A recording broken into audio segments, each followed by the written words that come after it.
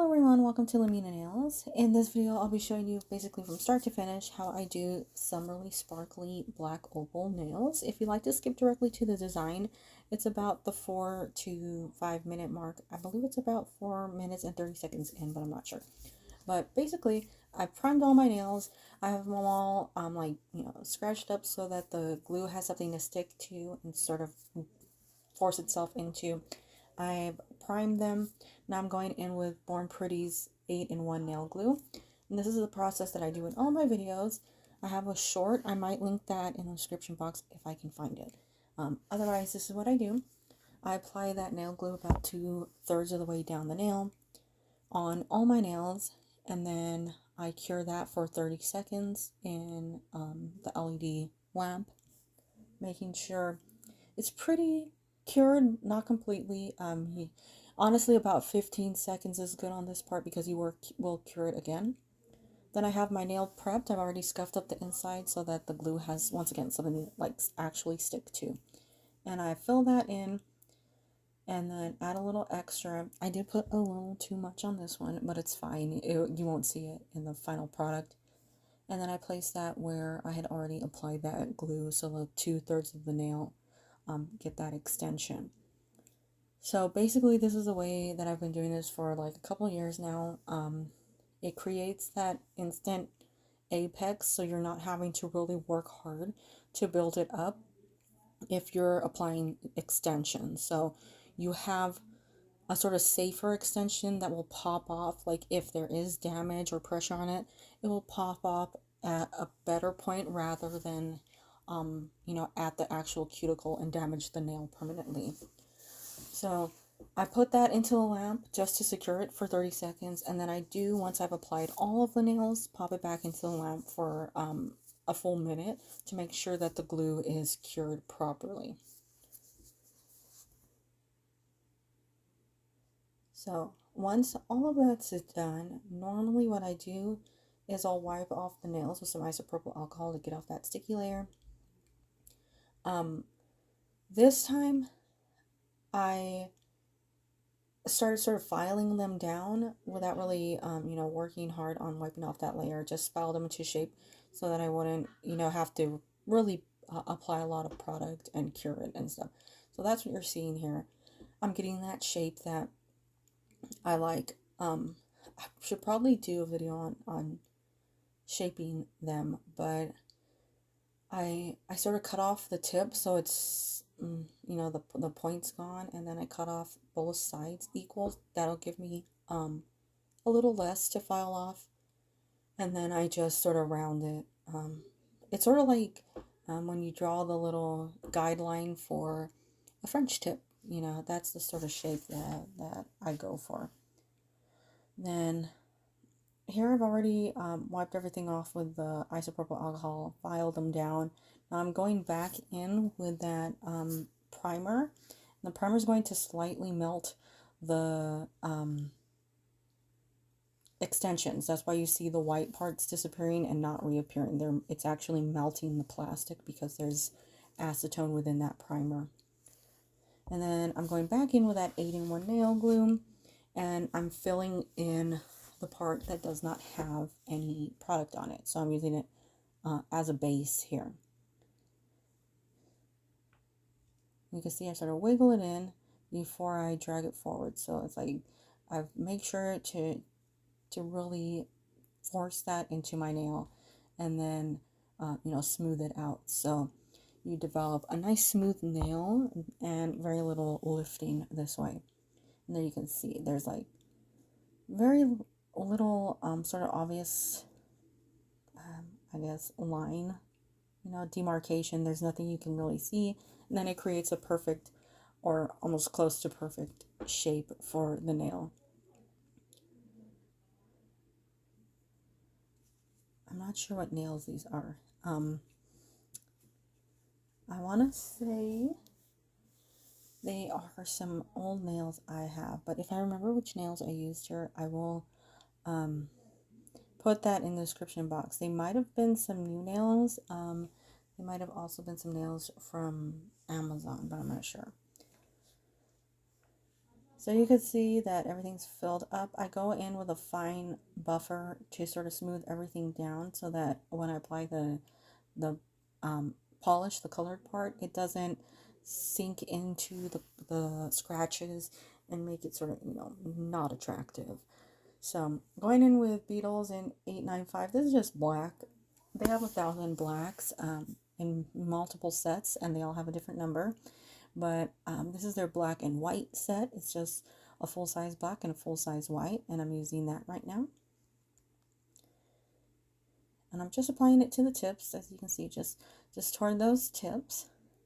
And then I'm taking this little angled fluffy brush from SHEIN, and I am blending that down like halfway down, maybe 2/3 of the way down, to create a little gradient here. It doesn't have to be perfect because honestly, by the time it's done, the black is barely visible. So that's what I'm doing here. And then that goes into lamp for 30 seconds. It's pretty thin, so Beetles cures well at 30 seconds.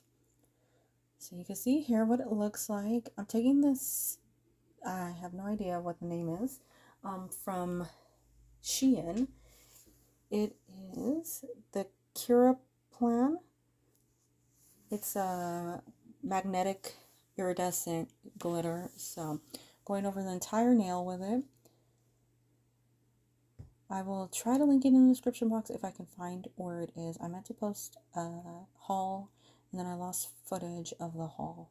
But I think I found the video, so I'm going in with that magnet right there to get it to position where I want it. I did make sure to film this with a flash on my camera so that you can see where the sort of magnetic shift is. It is nowhere near as strong as what the picture says it is on SHEIN, but it is very pretty.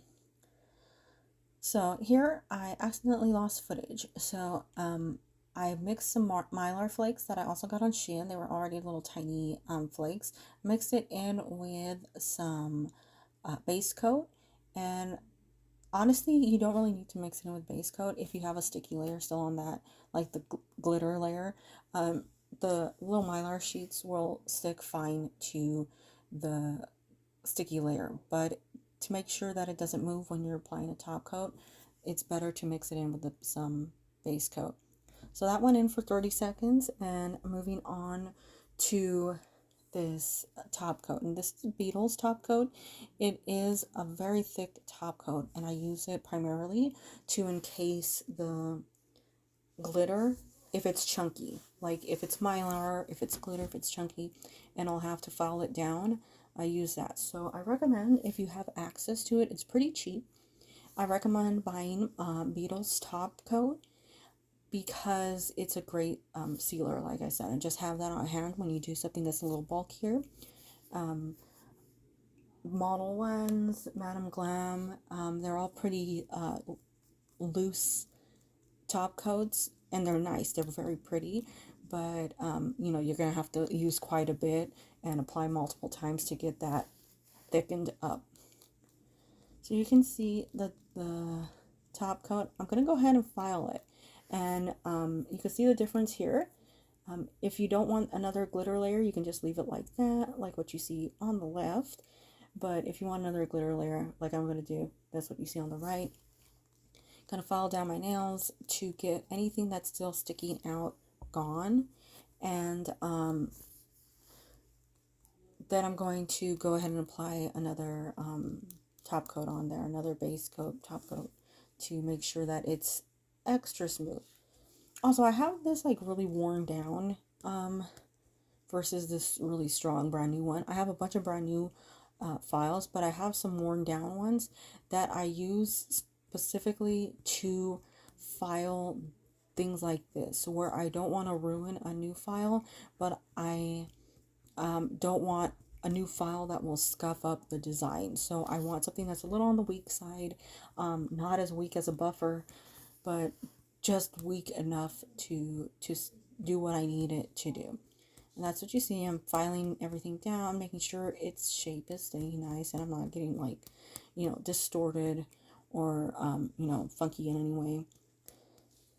Looks like a lot of, filing, but it actually isn't. It's just more the camera. Then I do go over with the buffer just to make sure everything is smooth. Um, yeah, I recommend always going over with a buffer and when you're filing things down, because it will reveal sort of like any mistakes or any parts that have, you know, an issue. Basically, you'll see that difference. So here are all the nails. I'm going to wipe them off with some isopropyl alcohol. I probably could have done a better job at it, to be honest, but I don't know why I didn't. Maybe I just wasn't feeling good. But you can see the dust is being removed. I did well on my pinky. Why'd I go lazy on the rest? But I'm going over with that glitter. Again, that magnetic glitter. Gonna add another top coat. That's why I said you can just leave it as is. But I was going like extra tacky that day. And this is also where I say, like, you don't need to worry about the black because you can't see it at the end.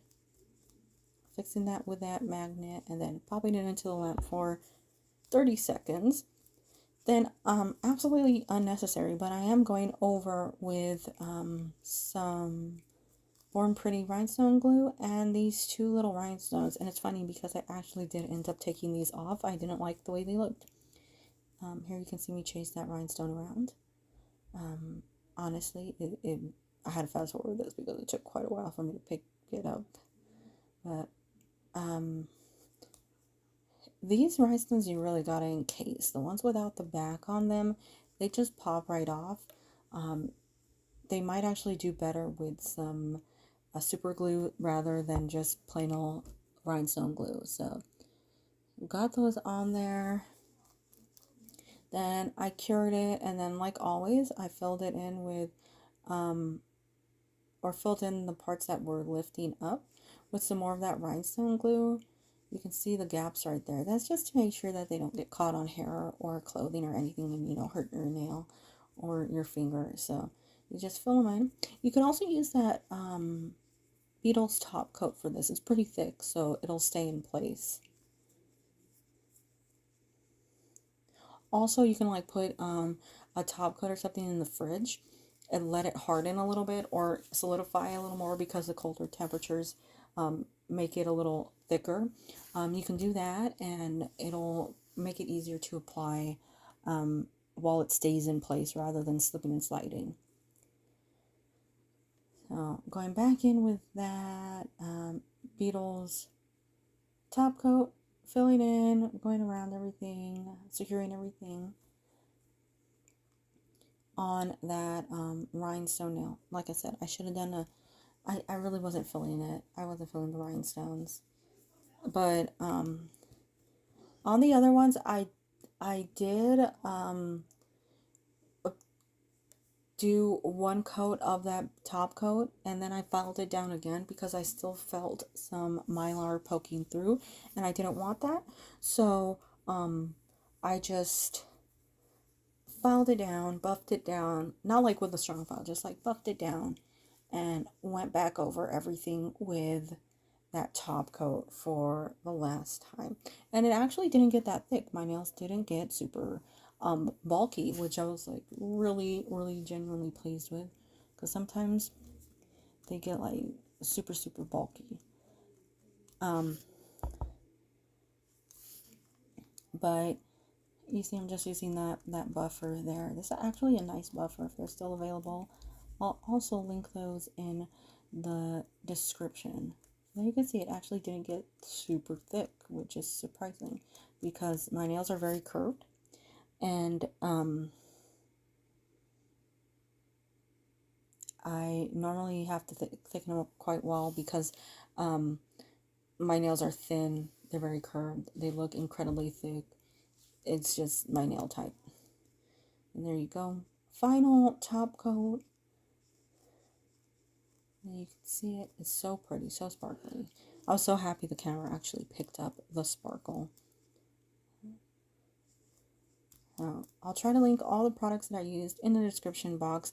Very cheap nails. Like I said, like almost everything is either from Amazon, from SHEIN, very inexpensive. This is coconut oil that I'm putting on. I decided to forego the cuticle oil and just put on some coconut oil. But there it is. I hope that you liked this video. It was a little on the lengthier side for me, but I usually don't show start to finish the application process.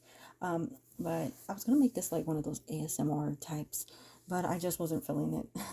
But I thank you so much for watching, and I hope you like this. I really like this like sparkle, sparkle, sparkle look. So have a great day. Bye.